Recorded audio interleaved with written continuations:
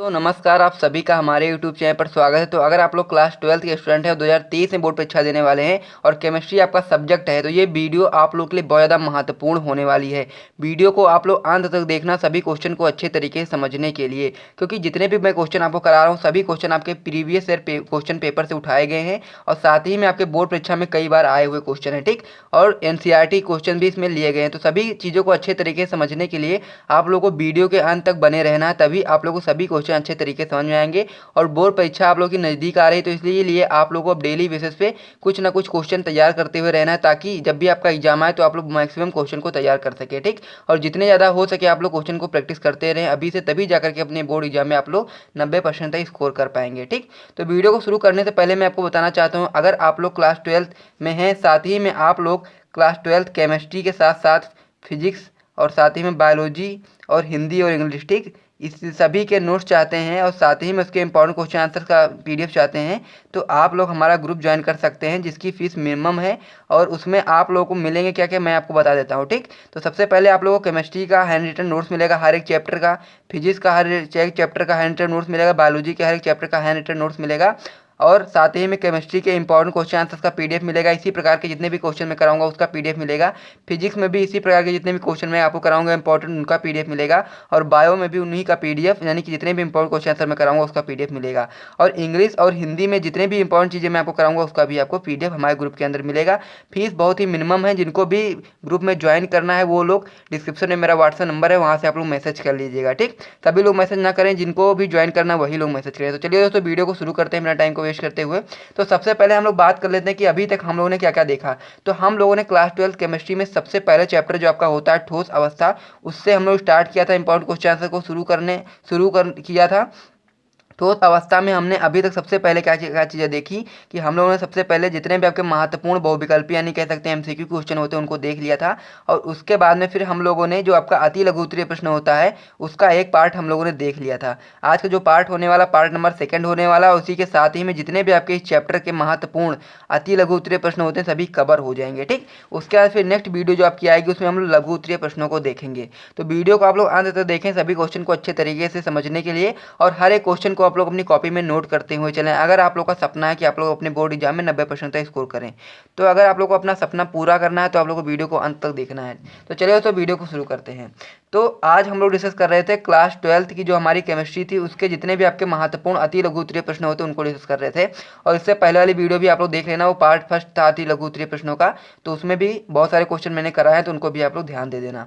तो इसमें जो पहला क्वेश्चन है आपका इस प्रकार से है कि फ्रैंकल दोष उपस्थित होने पर भी क्रिस्टल के घनत्व में परिवर्तन नहीं होता है, क्यों।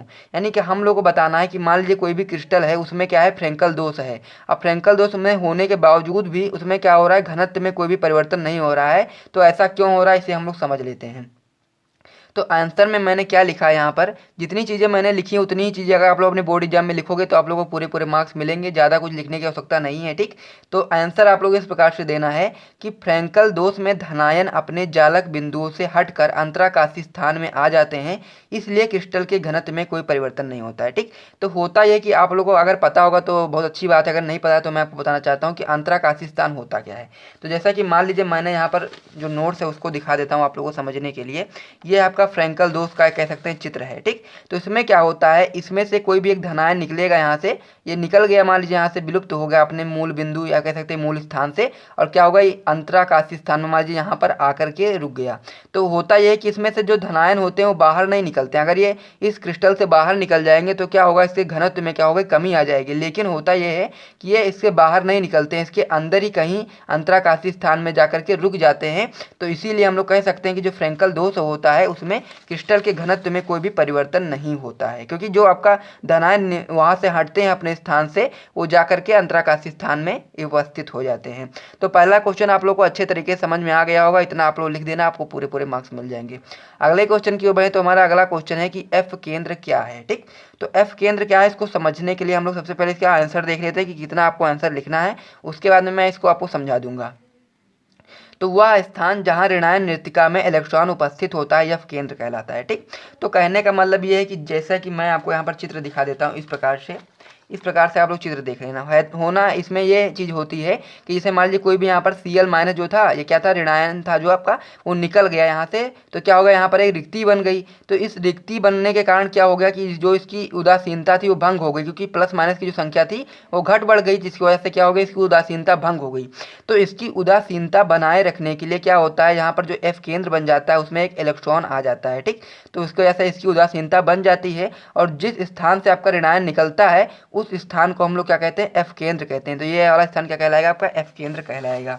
तो यही चीज़ यहाँ पर लिखी है, वह स्थान जहाँ ऋणायन रिक्तिका में इलेक्ट्रॉन उपस्थित होता है वो आपका F केंद्र कहलाता है, ठीक। तो ये भी आपको अच्छे तरीके से क्वेश्चन क्लियर हो गया होगा। अब बढ़ते हैं नेक्स्ट क्वेश्चन की ओर। तो हमारा अगला क्वेश्चन क्या उसे देखते हैं। तो एक लवण का नाम लिखिए जिसे AgCl में मिलाकर धनायन रिक्तिका उत्पन्न की जा सकती है, ठीक।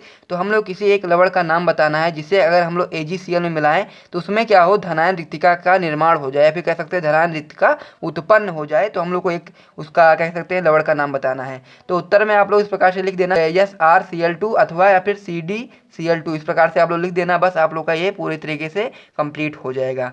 अगले क्वेश्चन की ओर बढ़े। तो हमारा जो अगला क्वेश्चन है ये आपके लिए इंपॉर्टेंट इसलिए है क्योंकि ये आपका NCERT का क्वेश्चन है।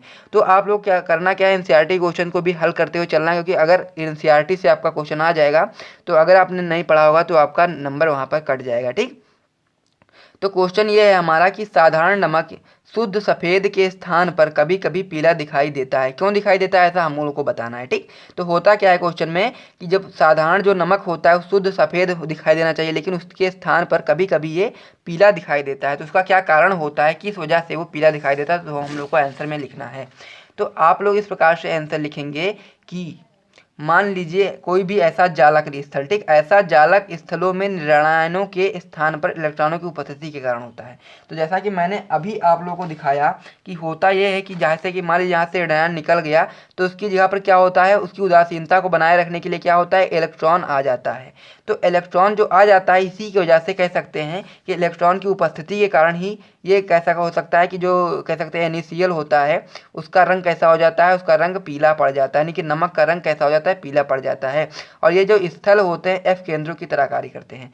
तो आप लोग कितना लिखेंगे इसमें, इतना लिखेंगे आप लोग केवल ऐसा जालक स्थलों में ऋणायनों के स्थान पर इलेक्ट्रॉनों की उपस्थिति के कारण होता है। तो मैंने आपको बता दिया कि जब ऋणायन निकल जाते हैं तो उसकी उदासीनता को बनाए रखने के लिए क्या आ जाता है, इलेक्ट्रॉन आ जाता है। तो इलेक्ट्रॉन की उपस्थिति के कारण ही जो हमारा नमक होता है उसका रंग कैसा हो जाता है, पीला हो जाता है। और ये स्थल जो आपके होते हैं F केंद्र की तरह कार्य करते हैं। F केंद्र भी मैंने आपको बताया था कि जब ऋणायन निकल जाता है वहाँ पर इलेक्ट्रॉन आ जाता है तो वो जो आपका केंद्र होता है, जो भी आपका वो होता है, उसे हम लोग क्या कहते हैं, F केंद्र कहते हैं। अगला क्वेश्चन है आपका क्षारीय धातु हैलाइडो के रंग के लिए उत्तरदायी जो आपका आरस समीकरणीय बिंदु दोष है उसका नाम हम लोग को बताना है। तो जो हम लोग बता सकते हैं धातु अधिक, या फिर हम लोग इसे कह सकते हैं ऋणायनिक रिक्तिकाएं। तो जो आपका क्षारीय धातु हैलाइडो के रंग के लिए जो उत्तरदायी जो आपके आरस समीकरणीय बिंदु दोष होता है वो आपका धातु अधिक अथवा ऋणायनिक रिक्तिकाएं होती हैं। अगला क्वेश्चन की ओर बढ़ते हैं। तो हमारा अगला क्वेश्चन है कि क्रिस्टल दोष किसे कहते हैं। ये क्वेश्चन बहुत ही सिंपल है, तो आप लोगों को इसका आंसर इस प्रकार से लिखना है, क्रिस्टल की पूर्ण क्रमिक व्यवस्था में कोई भी आई अनियमितता या विचलन क्रिस्टल दोष कहलाता है, ठीक। तो ये भी आपको अच्छे तरीके से समझ में आ गया होगा। जो क्रिस्टल की जो पूर्ण क्रमिक व्यवस्था होती है उसमें अगर मान लीजिए कोई भी अनियमितता आ जाए या फिर कोई विचलन हो जाए तो कैसा हो जाता है, उसका क्रिस्टल दोष बन जाता है। अगले क्वेश्चन की ओर बढ़ते हैं। तो हमारा अगला क्वेश्चन है साटकी दोष के लिए आवश्यक शर्तें क्या है, यानी कि जो साटकी दोष होता है वो किसी क्रिस्टल में किन शर्तों के माध्यम से होता है। यानी कहने मतलब ये है कि अगर मान लीजिए किसी भी क्रिस्टल में साटकी दोष उत्पन्न हो रहा है तो उसके लिए क्या उसकी शर्तें होंगी, तभी जाकर के वो साटकी दोष उत्पन्न होगा। तो इस प्रकार के दोष के लिए आवश्यक शर्तें क्या क्या है उसे समझ लीजिए। ये होता है कि यौगिक उच्च आयनिक हो, यानी कहने का मतलब ये है कि पहली शर्त इसकी ये है कि इसके जो यौगिक होंगे कैसे होंगे, उच्च आयनिक हो, और इसकी समन्वय संख्या जो हो वो भी आपकी उच्च हो, एवं धनायनों ऋणायनों का लगभग समान हो, ठीक। इस प्रकार से आप लोग इतना आंसर लिख देना, आपको पूरे मार्क्स मिल जाएंगे। अगले क्वेश्चन की ओर बढ़े। तो हमारा अगला क्वेश्चन है साटकी दोष को परिभाषित कीजिए, यानी कि जो साटकी दोष होता है उसको हम लोग को परिभाषित करना है। किस प्रकार से हम लोग उसको परिभाषित करेंगे तो वो हम लोग देख लेते हैं। तो साटकी दोष आप लोगों के लिए बहुत ज़्यादा इंपॉर्टेंट है क्योंकि ये आपके बोर्ड एग्जाम में बहुत बार आ चुका है क्वेश्चन, और ये कह सकते हैं साटकी दोष और फ्रेंकल दोष में अंतर भी आपके बोर्ड एग्जाम में बहुत बार आया है। तो आप लोग अंत तक देखना सभी चीज़ों को अच्छे तरीके से समझने के लिए। तो साटकी दोष आप लोगों के लिए इसलिए बहुत ज़्यादा महत्वपूर्ण है क्योंकि ये बहुत बार आपके बोर्ड एग्जाम में आया। तो उत्तर आप लोग इस प्रकार से लिखेंगे कि वह दोष जो क्रिस्टल में धनायन तथा ऋणायन के समान संख्या में अपने स्थानों से विलुप्त होने के कारण होता है। साटकी दोष कहलाता है। तो बहुत ही सिंपल है। अब सिंपल क्या है कि जैसे मान लीजिए कोई भी क्रिस्टल है तो उसमें क्या है 10 धनायन है 10 ऋणायन है। तो उसमें क्या होगा, अगर मान लीजिए एक धनायन लुप्त हो रहा है तो उसके स्थान पर क्या होगा, एक धनायन अगर लुप्त होगा तो ऋणायन भी एक लुप्त होगा, तब जाकर के उस जो क्रिस्टल होगा उसमें क्या होगा, साटकी दोष उत्पन्न होगा। अगर ये क्या होगा कि एक धनायन होगा एक ऋणायन नहीं होगा तो फिर साटकी दोष उत्पन्न नहीं होगा। यही चीज़ यहाँ पर लिखी है कि वह दोष जो क्रिस्टल में धनायन तथा ऋणायन के समान संख्या में, यानी कि अगर मान लीजिए 2 लुप्त हो रहा है धनायन तो 2 ही ऋणायन भी लुप्त होगा। तो वही चीज़ यहाँ पर लिखी कि समान संख्या में अपने स्थानों से लुप्त होने के कारण होता है, साटकी दोष कहलाता है। तो इस वीडियो को हम लोग यहीं पर समाप्त करते हैं। आपके जितने भी आपके अति लघु उत्तरीय प्रश्न थे वो सभी समाप्त हो गए हैं। और भी क्वेश्चन अगर आपको मिलते हैं तो आप लोग उनको प्रैक्टिस कर लेना, क्योंकि क्वेश्चन जितने ज़्यादा आप लोग प्रैक्टिस करेंगे आप लोग को उतनी ही ज़्यादा हेल्प मिलेगी अपनी बोर्ड एग्जाम में अच्छा स्कोर करने की। लेकिन जितने भी आपके इंपॉर्टेंट थे मैंने आपको करा दिया। अब नेक्स्ट वीडियो में हम लोग लघु उत्तरीय प्रश्नों को करेंगे। तो अगर आपको वीडियो पसंद आए तो वीडियो को लाइक करना, चैनल को कर दें सब्सक्राइब। मिलते हैं नेक्स्ट वीडियो में, तब तक के लिए जय हिंद।